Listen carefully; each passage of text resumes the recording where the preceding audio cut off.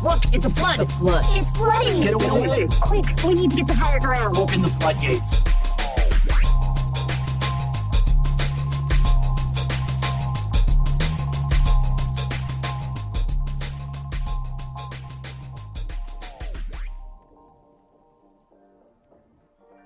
Child was being left alone with a questionable relative, right? So that the mom could do things like, you know, go out to party, but like her excuse was always like, I'm gonna be right back, I just gotta go run to the store real quick. Use case, mom. And Aries Spears was the questionable uncle in question who would watch the child do very suggestive things. And they came under fire recently, right, for having an actual child in the fucking video, right? Do very questionable. Like, there's a scene where he's like got this big black train that he's playing with. I don't need to go any further. There's another scene featuring a bubble bath. I would be cringing if you were describing an anime.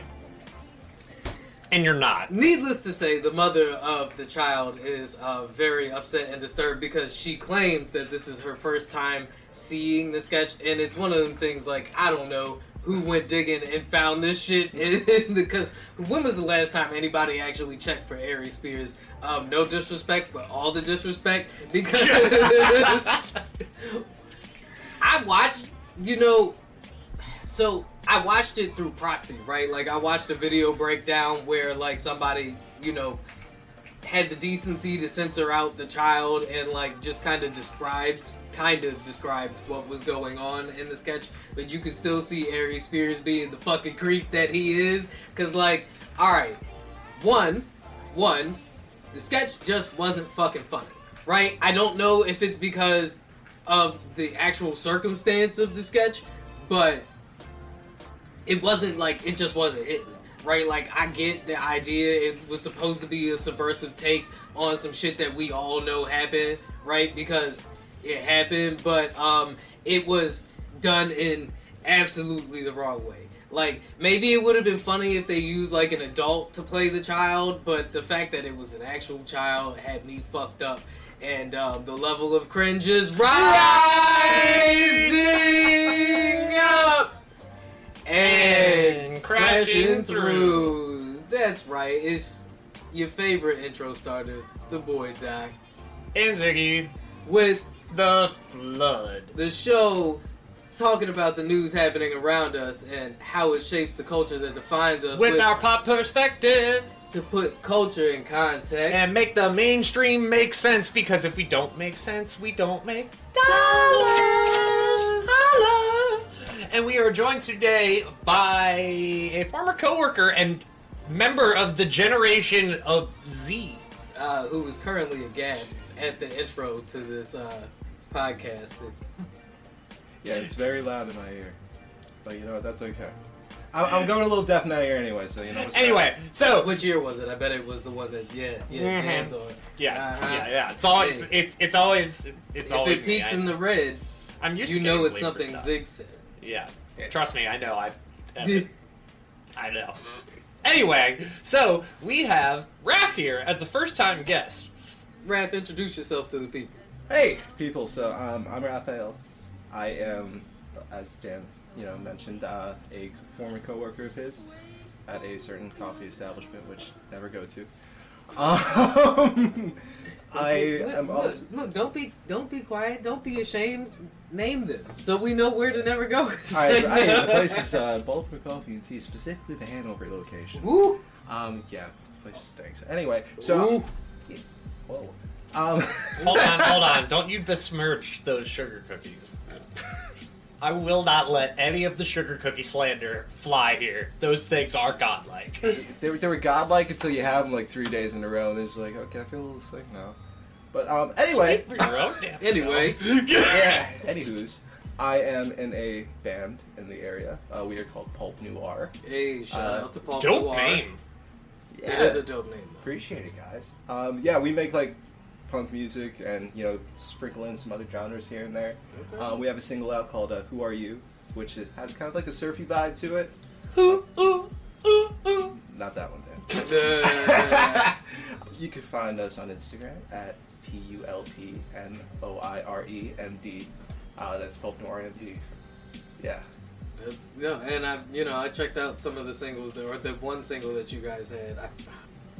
But no, I definitely enjoyed it, Joe. Y'all definitely got some skills. So go check out Pulp Noir at Pulp Noir MD on what you said, Instagram. Instagram, yeah. We're also on Bandcamp. Funny enough, if you go to our Instagram, we have the little link tree thingy, so it just takes you to everything. There you go. Simple. Yeah. Try to keep Hyperlinks OP. Exactly. But, Raph, as we do with all of our first-time guests, everybody has those beliefs on which they cannot be moved, those hills that they will die on. So we gotta know what hill you are going to die on, and if it will survive this flood. So, tell us, what is your island? Alright, so, island-wise. I don't know if this is really, like, a hot take, but I know, like, I definitely feel like I'm in the minority on this one. So, we all know those Marvel movies, right? The Marvel movies? Yeah. All of them. All of them. Honestly, I feel like they stopped being good. Around, like, probably Infinity War. I'm not even counting Endgame, because honestly, I feel like that movie's only good because of, the 10 plus years we spent with each character. Infinity War is objectively a better movie than Endgame. Okay, yes. But it is a better film than Endgame. I second that. Endgame was definitely like crowd service, right? Like the entire movie, Captain America getting that. But I mean, devil's advocate. After I 10 years, we enjoyed wanted that. all of that. We crowd wanted service. all of it. Hey, we all enjoyed it. Yes. We're all nerds. We all sat there in that theater and like cheered when he said Avengers absolutely. Assemble. Yes. But that being said, like I guess you could say that's the final truly good Marvel movie. Since then, You watched Love and Thunder last night. I thoroughly enjoyed it. Okay, see, here's the thing. I saw that movie, and it's like, you know what? If I shut my brain off and act like I'm 5 years old, I can enjoy this. Absolutely. But That's like what sometimes it's you for. need that. Yeah. Exactly. That's how I for. felt about the last two Thor movies. I went and I saw them in theaters, hey. and I haven't watched them again since, but I thought they were a lot of fun. All right, we're strapped into a chair watching Ragnarok right now. Bye, podcast. I like Ragnarok. Lord knows I love Jeff Goldblum. Think I like Thor: Love and Thunder more than Ragnarok.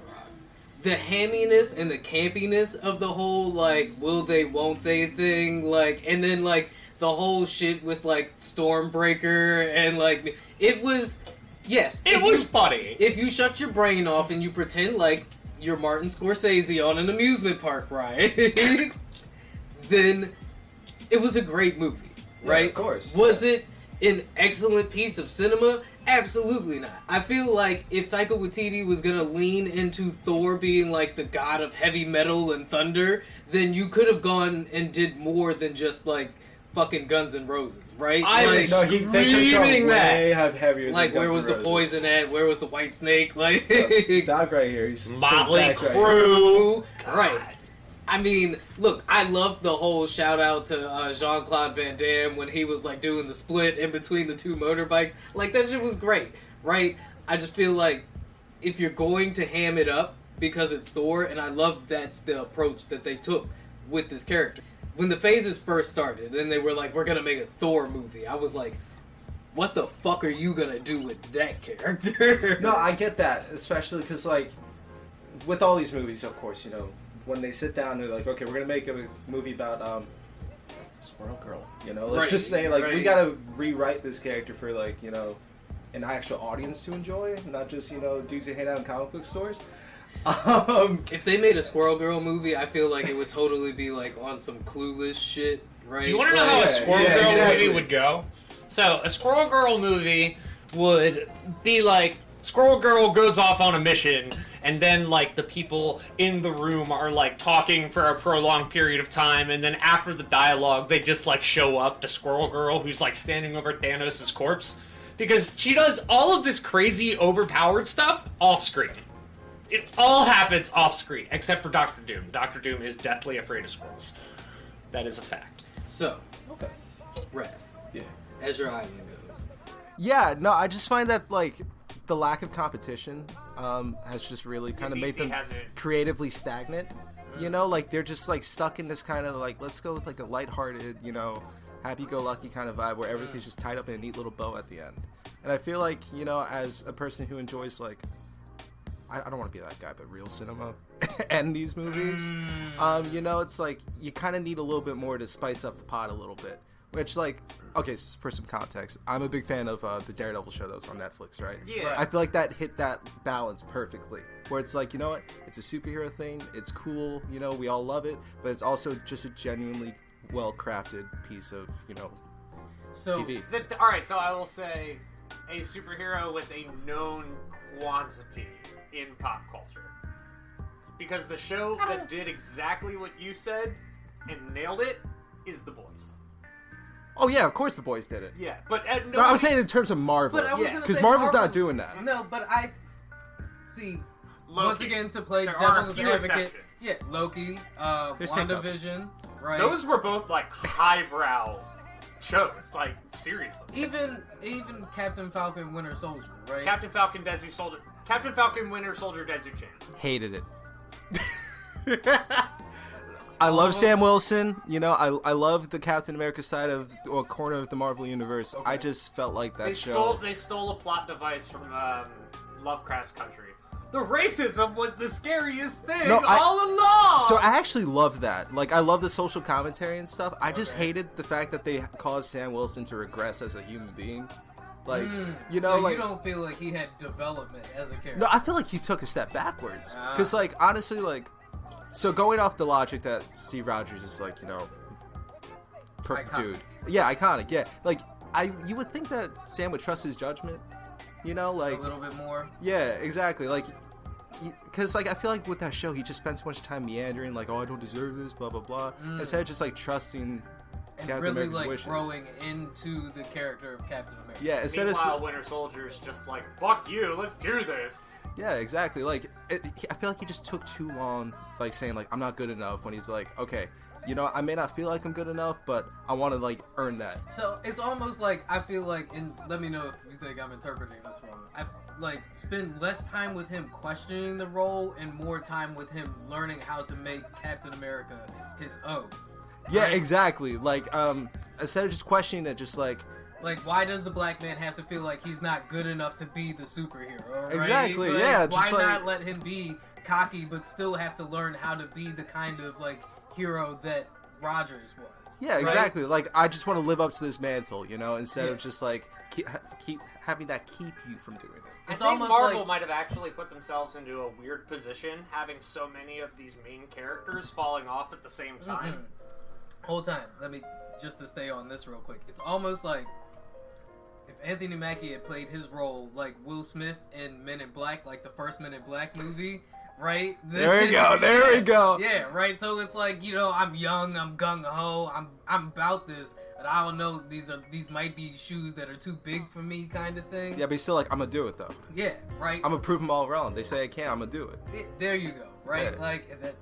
Listen, I'm actually kind of with it, right? Because it was like, why isn't he good enough to be captain? And the social commentary was kind of there for it. So hopefully, maybe in the next Captain America movie they have, we'll see more of him kind of like stepping up to the plate and less like sitting in the batting box. Like, Yeah, because honestly, like, again, with that whole show, it just felt like kind of like a huge unnecessary build-up to just see a costume. Like they just wrote a story around that. And they're like, oh, we also got to put Zemo back in there for Thunderbolts or something. the big reveal, right? Yeah. So I'm enjoying She-Hulk. So.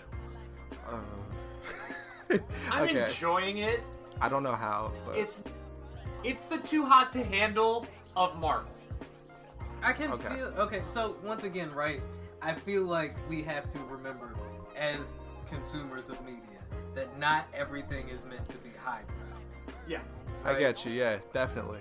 Where even though you can have shows like Archer and like South Park that have their highbrow moments along with the like trash humor and stuff like that, sometimes shows are just meant to be goofy. as Jackass. fuck, I right? get We've you. even had the discussion. We're like, okay, so if Jackass is the best lowbrow comedy, does that actually make it highbrow? That's a question. No, but like in terms of She-Hulk, like I try to consume media in a fashion that like where I understand things aren't made for me necessarily. Yeah. You know, and it's like, so watching it with this lens on, I still just don't see it as like good enough to fit in that category he's trying to fit in. Because like, I'm trying to think like, okay, for example, Miss Marvel. Like I could tell who that was made for. Right. It was made for, you know, preteen girls, like someone to look up to, things like that. But She-Hulk, I'm like, is this movie just like, you know, white women and they're like going through a midlife crisis or something? Like, what's going on I here? get you. You're like, who is this show for? Yeah. Exactly. Like, Because it's not for us fans necessarily in terms, even though they're like doing things that kind of go against that, having like a, was it Frogman or whoever in it, and then like Daredevil showing up. You know, we got that tease at the end of the last episode. It's just been like a cameo every episode. Basically, And they have It's her like breaking Ally the fourth McBeal wall. from Marvel. Yeah, they have her breaking the fourth wall. Like she's talking to the audience. Well, that's what she does in the comics, though, right? Like she's kind of like Deadpool in that aspect. I saw somebody compare the two earlier. It was like Deadpool should be the only one that gets to break the fourth wall, and I was just like, that's kind of a whack ass argument. But like, if you want to say the writing sucks, then just say the writing sucks, right? Yeah, it just kind of feels like it's trying to do a lot at once, and it's like instead of you know focusing on one thing and being really good at it, like they're spreading themselves too There thin. you go. I feel like, yes, I do see Marvel doing that a lot with their shows, right? Like I said with Thor, Love and Thunder, right? If you were gonna ham it up, then just fucking ham it up. Yeah, exactly. Right? Like Taika Waititi making that movie, like focus on this one thing, which is like, you know, we're just gonna be goofy. We're gonna like just pay tribute to the '80s up the ass, you know. Okay, What things did like you that. think about Doctor Strange? Oh, I loved it. Okay. It was that perfect like breath of fresh air for me in terms of like just everything feeling stagnation. stale. Yeah. You know, it's just like first off, you got Sam Raimi. You know, he's one of my favorite directors. Absolutely. No, absolutely. And he just spiced everything up and like gave me finally what I wanted. I'm sure, Dan, you've heard me talk about this over the years. It's like I need a scary Doctor Strange movie. I need it's something. he's supposed to be, right? Like he's the occultic side of Marvel. Exactly, and if you're gonna build like Midnight Suns at some point, like lean into that, man, and then have like a pre-established character. like they in there. were going to do with the fucking new the new X-Men, right? What the fuck were they called? What was that? X-Force. No, the last X-Men movie to come out where it was like Oh, the Phoenix Saga? yeah, the Phoenix one. no, not Oh. the Phoenix Saga. It was the You one think where about, like, they were like Apocalypse? they were like kids. Oh, New in- Mutants. Yes, New Mutants. Okay. Yes. So New Mutants was like, I guess officially an X-Men movie, right? Where like they were kids trapped in like some kind of insane asylum, like boarding school kind of thing, and they were being tested and analyzed and all that shit, and it had like all these horror elements and stuff to it, and it was like a X-Men movie, but like a thriller kind of way. Yeah. And unfortunately, that movie went through like a bunch of different reshoots, and I feel like 4 different director recastings Plot and shit twist. like The that. danger room is actually a danger room. But on its face, if you don't know all that, it's still a pretty solid take on an X-Men movie, right? I can see that. Yeah. It wasn't bad, but it wasn't great either, and I feel like that's the way a lot of their stuff has been, except for their TV, right? Like, I did enjoy Captain Falcon, Winter Soldier. Captain Falcon Soldier does win. Captain Falcon Winter Soldier does change. I thought WandaVision was great. I loved like the first half I was of it gonna where they alright, like so leaned count into of the three. gimmick. Yeah. Count of 3. Say your They favorite did Marvel rush show the so end. far. 1, 2, 3. Moon Loki. Knight. Ooh, Moon Knight is really good, though. I love Oscar Isaac. Brown power. Yeah. You said Loki too? Yeah, I did. Loki's amazing though. It's hard to pick between the two. I think WandaVision was This is great. my hot I think take. Loki has better acting for the right. Loki, Definitely. hot take. Owen Wilson's best performance is as Mobius, and one of my favorite movies is Zoolander. Yeah, Just no, I throwing it out definitely, there. I He could was definitely. a hell of a stupid ass supermodel. I'm in your corner on this one, Dan. Yeah, it's genuinely just a good performance from Owen Wilson. I think Owen It was, Wilson, though. like, it might just be the best performance of his career. All the performances were great in that one. I feel like the performances were just as great in WandaVision, but they rushed the ending of WandaVision. Definitely, yeah, they totally did. That Paul pro- Bettany is underutilized. is your fucking man. Paul Bettany is absolutely underutilized in the Marvel universe, and I'm so glad that he's willing to come back on. If they can find a way to, like, I don't know.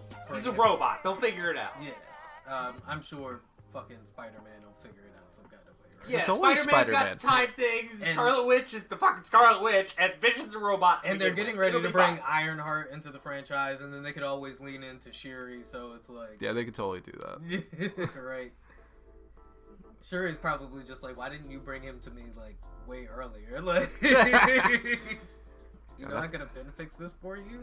That's another thing I'm kind of worried about. That new Black Panther, like, Oh, I yeah. trust the creative team and stuff. It's Yeah, just, because I like Ryan Coogler too. As far as new directors go, he's definitely got a vision that I rather enjoy. I don't know. It just doesn't feel right to not have Chadwick. Yeah, that part. Like, it feels kind of just it's wrong. So there Yeah, were it's two internet theories that I rather enjoyed, and one was using like the last Panther fruit to bring back.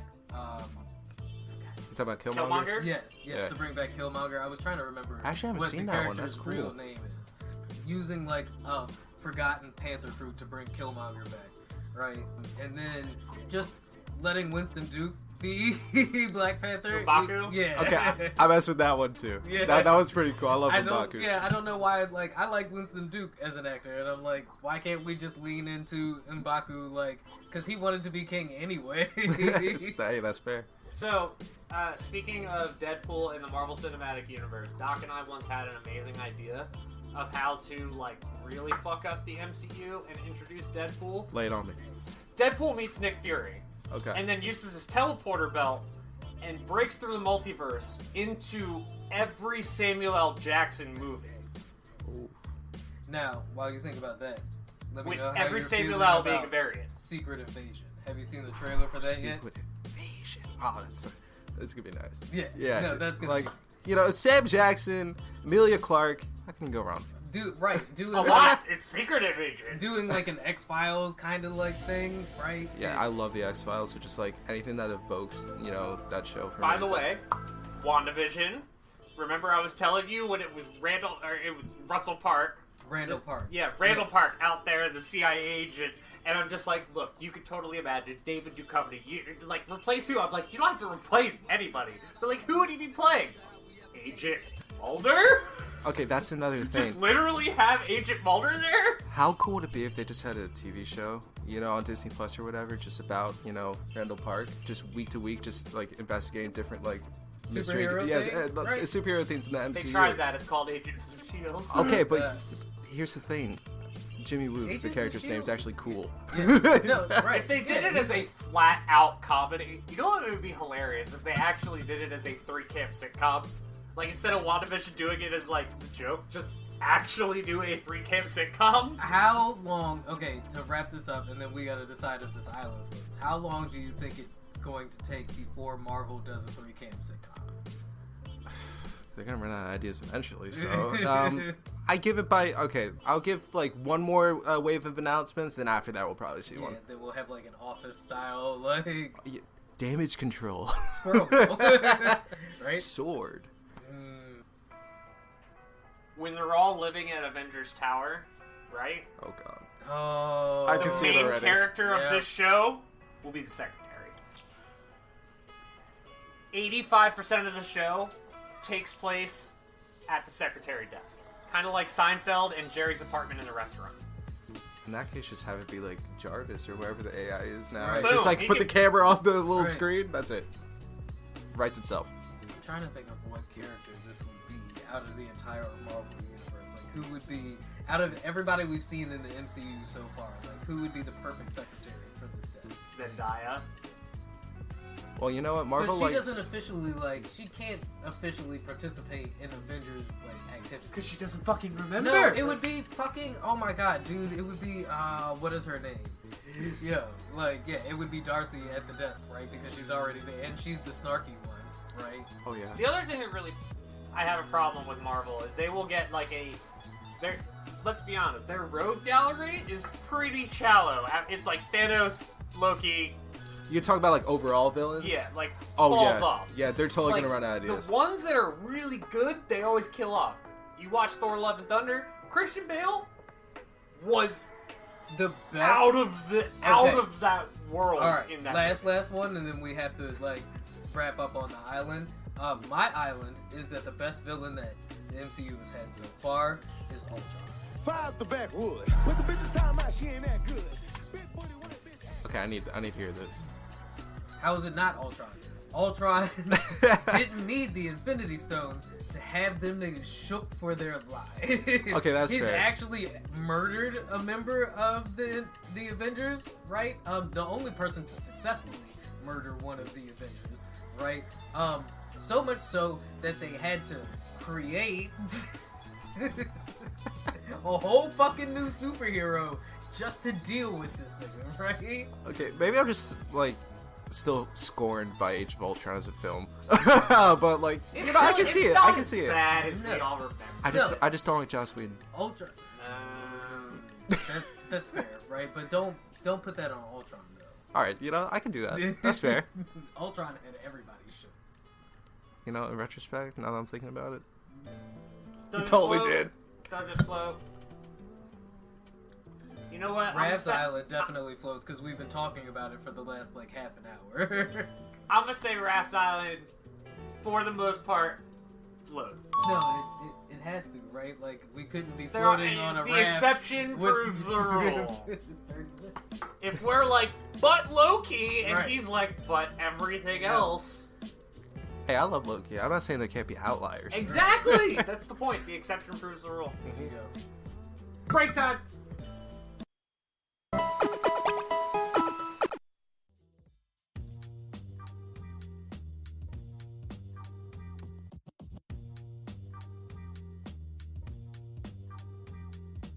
Anyway, you know how we like to bring culture in context, as that's kind of the whole point of this show. Context comes from knowing what came before and what is around and what may come to be. And we know that by taking a look back at what happened this day in history 1 week from today. Next Saturday night, we're sending you back to the future.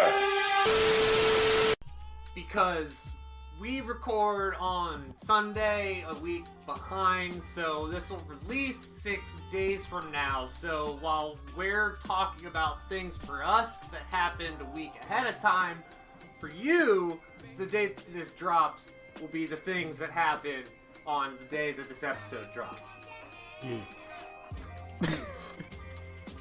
On September 24th, September 24th, in 1952. 1950. Okay. The first American fast food restaurant chain for Kentucky Fried Chicken, also known as KFC, opens its first franchise in where? Salt Lake City, Utah. What a twist! Yeah. They Yeah. did a whole dollop about this shit. Yo, apparently Colonel Sanders was a wild motherfucker. Yo, like, Honestly, I just eat the KFC. I didn't look too deep into like the company or Colonel Sanders much less. I just think it's so- hilarious that KFC first opened in Salt Lake. yeah, and it was like Oh, because it should be Kentucky. right. That's crazy. Yeah. However, it also does make sense because Salt Lake City is just full of white people. Who wouldn't know what good chicken tasted like? I mean, everybody knows it's Popeye's master race. No comment. Staying PC here, right? Yeah, see, there's a fence in the middle here, and I'm just sitting right on it. Yeah. It hurts a little bit, but you know, I'm good. Hey, that's where the money is.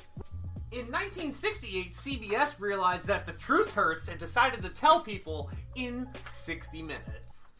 No lie, when I was a kid, like I'd wake up to like the clock ticking, like in the intro for that, and it just always like just creeped me out. It scared me. 60 Minutes interviews can be really compelling. Yeah, it's to an unsettling point, especially when you see this shit as a child. It's like so tense. You're like, what the fuck is happening? Your eyes are just peeled to the screen, like I don't know what Most they're talking memorable about. 60 Minutes interview you have ever seen. And why is it Charlie Sheen? That is a good one. That's a good one. I think that's the most meme 60 Minutes interview of all time. It's like the first memed interview, if you really think about it. I don't know. Like, I'm a That big was fan of like. 2010. Yeah, but I feel like you're forgetting like things that happened pre-internet and stuff like that. That's fair. Like, I dig some Ozzy Osbourne interviews. Yeah, like there was some pretty. It wild... might be the first live memed interview. Okay, I'll Like, give you that. as it was happening, people were memeing. Oh right. So what's some of the other shit that we got going on this day in history? Well, if we're talking about things getting memed, in 2010, the year that Charlie Sheen happened to go on 60 Minutes, The Social Network, directed by David Fincher and starring Jesse Eisenberg, Andrew Garfield, and Justin Timberlake, premiered at the New York Film Festival. So what do you think is worse? The Social Network movie or the impact that social networks have had on society? The second one, because the movie's fantastic. Definitely the latter. The movie's amazing. Like, I can't tell you how many people, especially like in my age range, just can't put their phone down for a second, you know? It's like, live in the moment, man, you know? Like, don't live through your phone screen. I hate to sound like, you know, that guy, but it's true, you know? No, like, it is true. I think there's something to be said about being present in the experience that is your YOLO. But Yeah. but for real though. Nah, I do think that there is a bit of cringe to being like, don't live through. Now people who because oh, it's cringy now because so many people say it. My yeah, bad, let my me bad. take that back and stuff because there is an issue I feel like with people being like, glued to their phones, but a lot of people are just doing shit. It's the simple fact of the matter is these phones they've made so much convenient, right? Like you can be doing like whole ass office work on like your iPhone 14 Pro Max. I have Get you, written yeah. papers using speech to text. So like Whoa. there's that part. Just me playing devil's advocate all episode, right? Okay, so I get off the fence and now you get on the fence. Okay, I see what's up. Well, in 2014, step aside Bill Cosby, because Anthony Anderson takes place as America's dad with the premiere of Blackish. Do you, Brad, as a member of Gen Z, feel like the two are comparable? You know, How much Cosby Show have you seen? I've seen enough. You know. Okay, so you've seen it. But- reference the two. How much Blackish have you seen? So that's the thing, actually. It came out at that perfect time when, like my family and I would still watch like TV and stuff together on a regular basis. So like I kind of am the wrong person to ask about that because like I just have like such a connection to it. You know. Then you're the That's perfect the perfect person it. to ask. Okay, This is then. your pop perspective, sir. Yeah. So I hate to, Now, I'm going to follow up, since we're yeah. talking about America's current dad for Anthony Anderson. What does Blackish actually mean to you? Because I love that show. I love that show. It just seemed like, especially again in the terms of watching it with my family, just Right. like just good wholesome TV. Right. It like leans into some heavy stuff sometimes, like all good shows should. Absolutely. And it's like it was just fun. Just It's really entertaining. So that's what the Yeah. Cosby Show did, right? Yeah. And that there's that argument about Bill that despite his extracurricular antics, as we'll call them for the moment, the effort he took to crafting a brilliant piece of cinema, or not cinema, but a brilliant piece of media, yeah. right, cannot be understated with the Cosby Show because it did the same thing, right? It handled some very heavy topics through a lens that America hadn't really seen up to that point. To the effect of Bill had reportedly hired a group of clinical psychologists to analyze every episode to make sure that there were no negative, like hyper negative portrayals of black imaging on the TV show, right? Because he wanted this to be a show that could be relatable to everybody, even though it was a black family. But he also wanted people to see that this can be a black family too, not just the good times. I get right? you. Okay. So, Blackish is that though for this generation, right? Like, Yeah, like stretching like the analogy really thin here. It's kind of like comparing Resident Evil 2 than the remake. It's like it's different. but it's just updated. I have you know, the, but I have both the are still there. remake for 2 sitting on my PlayStation 4, and I've had it for like 3 years, and I haven't even opened it. It's Dan, play it. I know I need to. It's so Once I good. finish my replay on Skyward Sword, don't worry while I'm playing that game again. It's my favorite Resident Evil at this moment. We'll see when the 4 remake comes out, but like, I don't even understand why they need to remake 4. 4 was already fine. Alright, hold on. oh, tangent. Tangent alert. Tidal wave. Why do they need to remake Resident Evil 4? Alright. Like, it's so good, and you know what's gonna piss me off? If they do a full remake, they should just do a remaster, because if they do a remake, I swear to God, with the ADHD 2022 generation, they're gonna make it so Leon can move and shoot. The most compelling thing about Resident Evil 4 was no matter how many fucking guys you had to fight, Leon's ass had to stop and turn and shoot. The true terror of that game. No, but I Fucking mechanics, right? Yes. That's the true terror of So, any horror game. to answer your question, Dan, I feel like they're doing it in a way where, kind of like with what Naughty Dog just did with The Last of Us, they just want consistency across the board. So like visually, you know, from game to game, you don't like, it doesn't take you out of it, you know. So like you can like, as someone coming into the series, you know, like my age, for example, if you've never played it before, I have, I'm cool. You can sit down and play 2, play 3, then 4, and then pick up like 8. I don't know why you pick up 8. It's horrible, but I look at So Resident you Evil don't 2 like the in the last remake two of 2. iterations of the game? so I love 7 Right.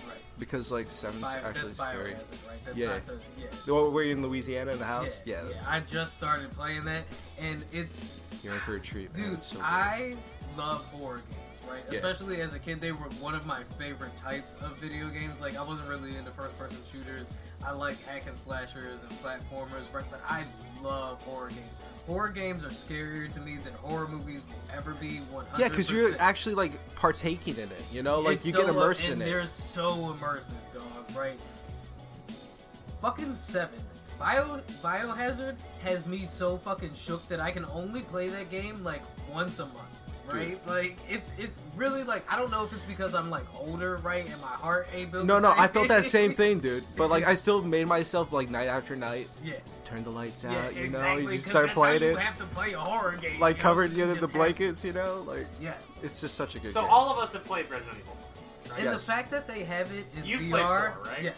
The fact that they have it in VR makes it even worse. I'm like, Dude, I wish I who could play it on VR. You're brave enough to play that shit in VR, like.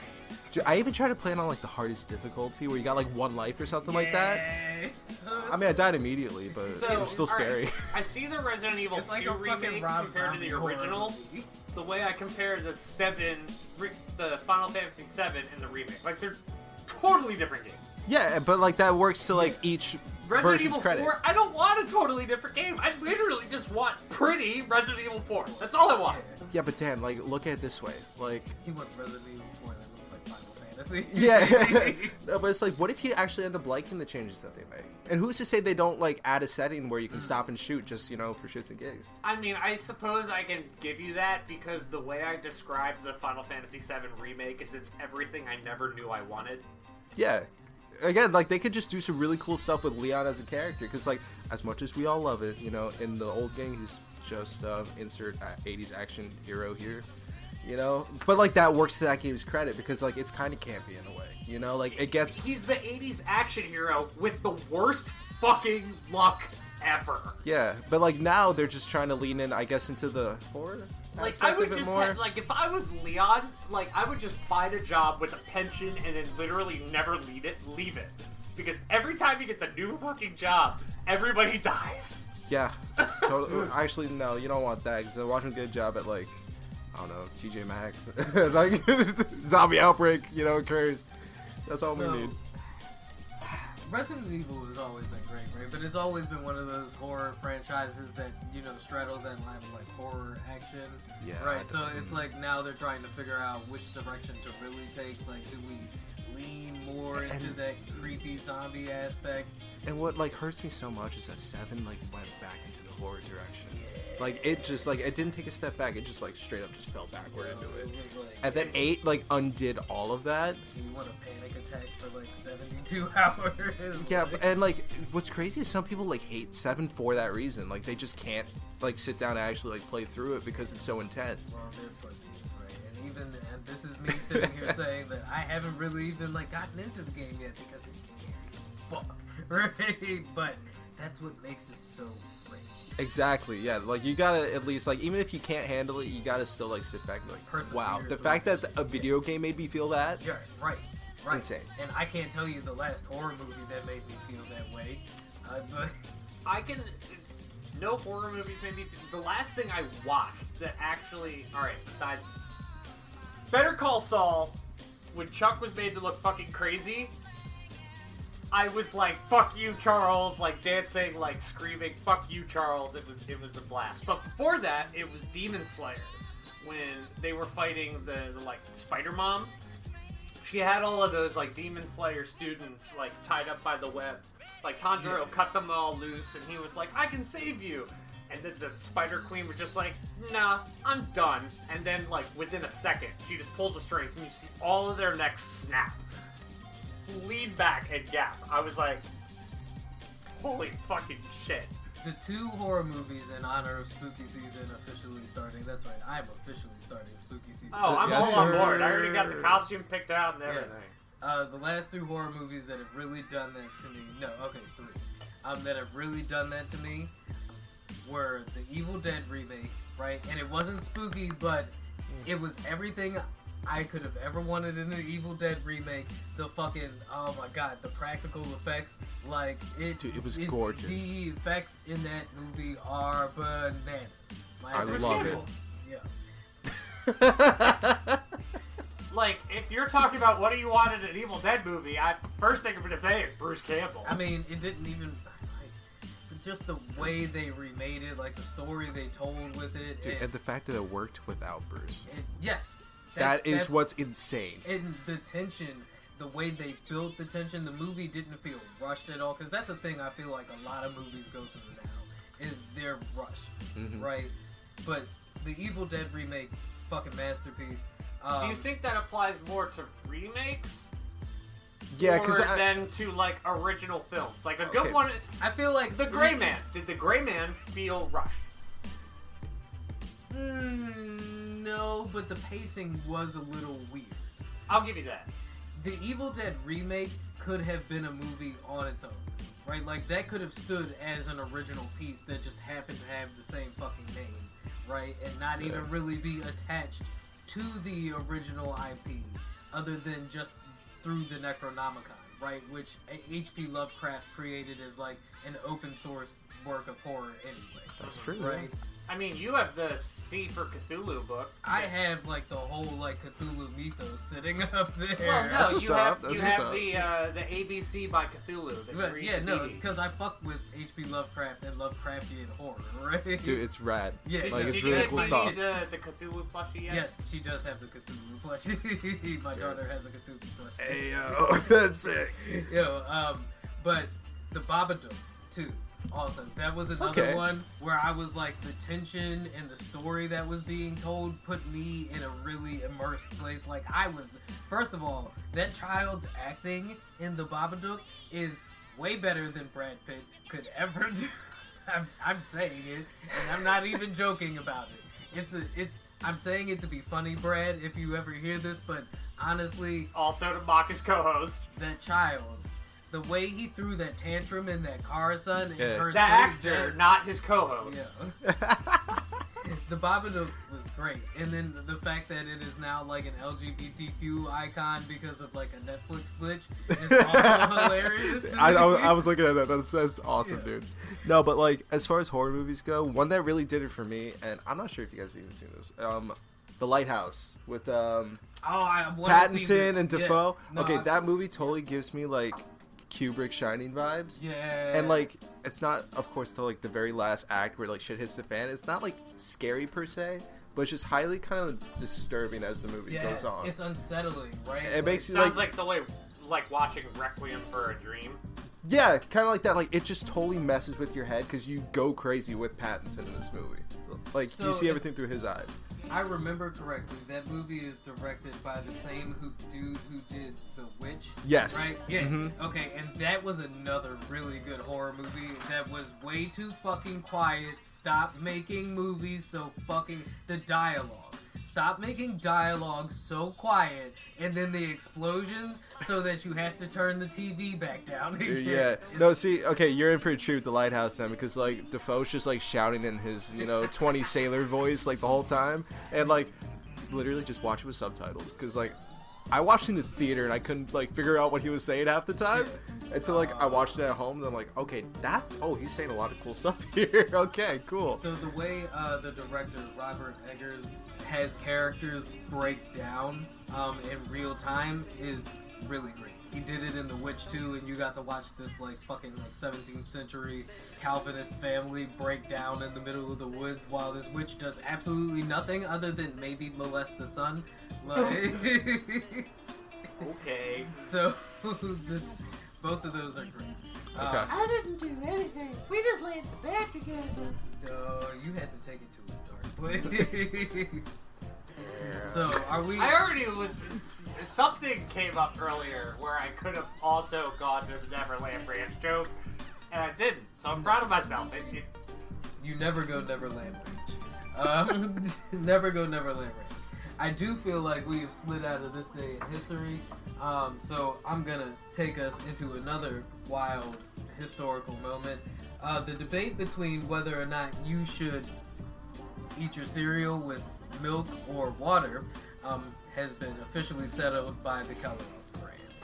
Just recently they revealed what they call new Instabowls, which they are marketing as more portable, a affordable choice if you're like on the go. They don't require milk, you just add water. That's right, you heard me. Water to Okay. your cereal.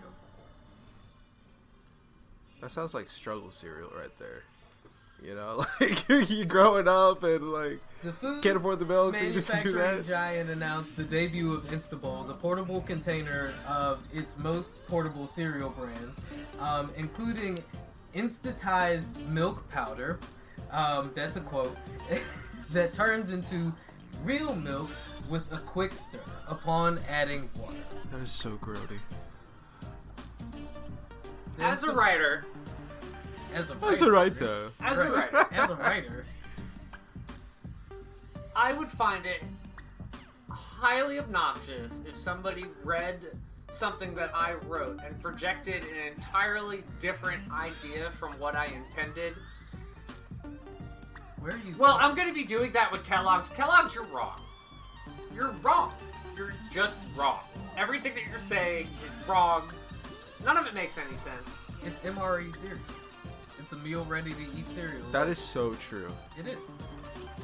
It's America furthering this this trend that we've had since the 60s, right? That's when like World War II, Space we food. started really like Yeah. cheapening the production of food and making food that would last a long time in case of nuclear fallout, right? That's like where all the hard processed cheese.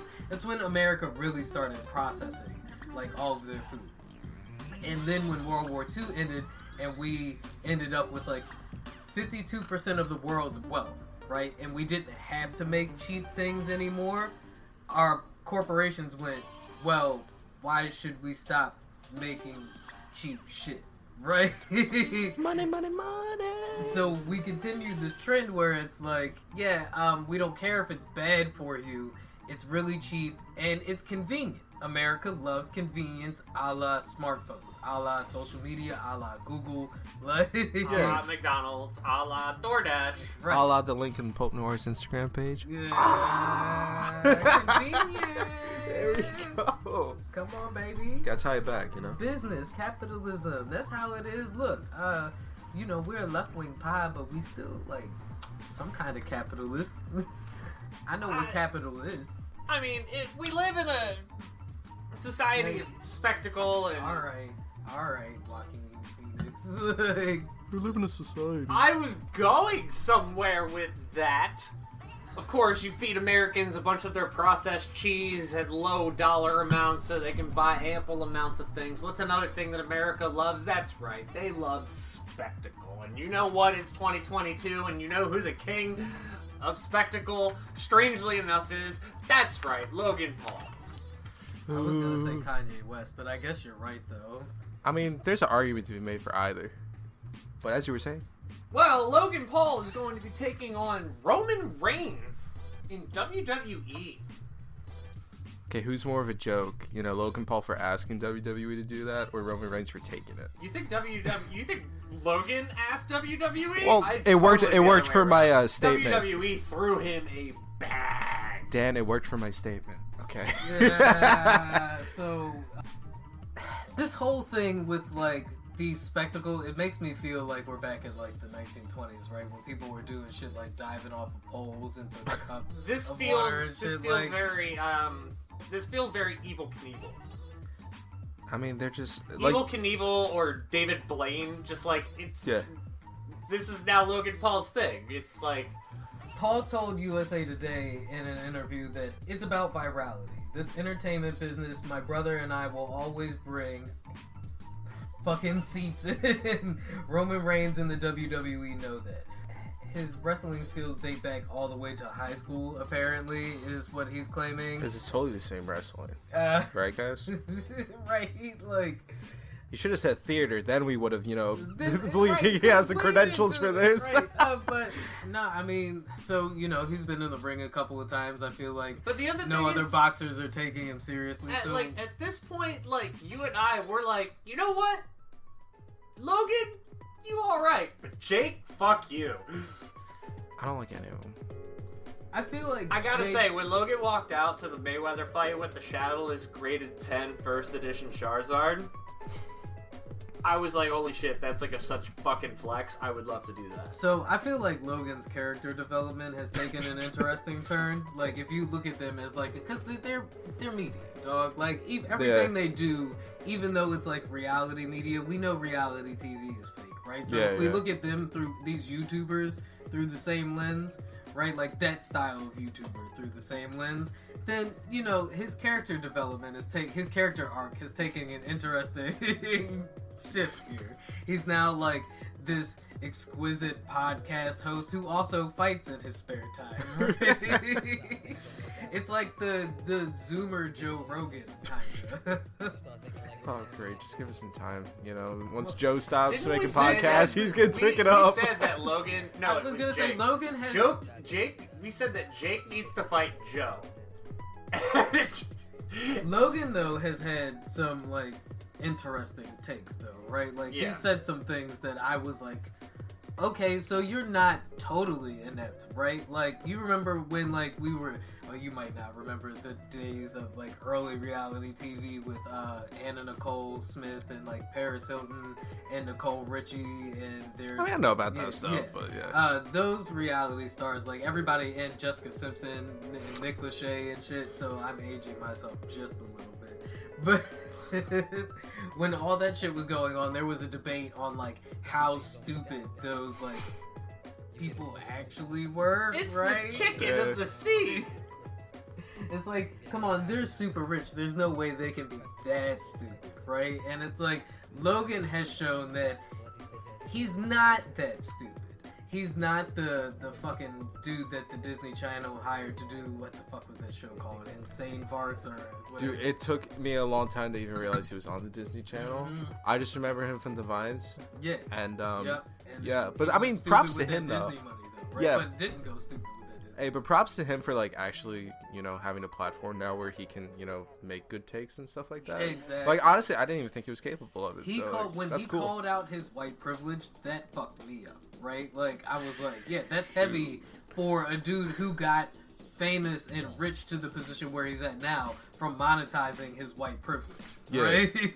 And he said that. He's fully aware of, like, he would not have been able, because, I mean, look at the dude who used to do the fucking, put him in the coffin or whatever, Like, that guy is in jail right now. Dang, I didn't even know that. Yeah, yo, like, It's but wild. it's the same shit that Jake and them were doing. So it's like, why is that guy in jail? It's kind of like the whole argument that's going on YouTube right now with Corey Kenshin and how he's like, the way YouTube like will demonetize you and like age gate you feels a little like racy, right? And now YouTubers are like going and doing shit to see how quickly they can get age gated and stuff like that, and how much YouTube is playing favorites towards certain people, you know, who might just happen to fit a certain profile. So we're not saying YouTube is racist, but if you looked at it, it might seem like it's a little racist. Just a little bit. Not enough to ruin their public image. Just yet. Corey was working at ruining the public image. Look, it's a flood! It's a flood! It's flooding! Get away! Quick, we need to get to higher ground! Open the floodgates!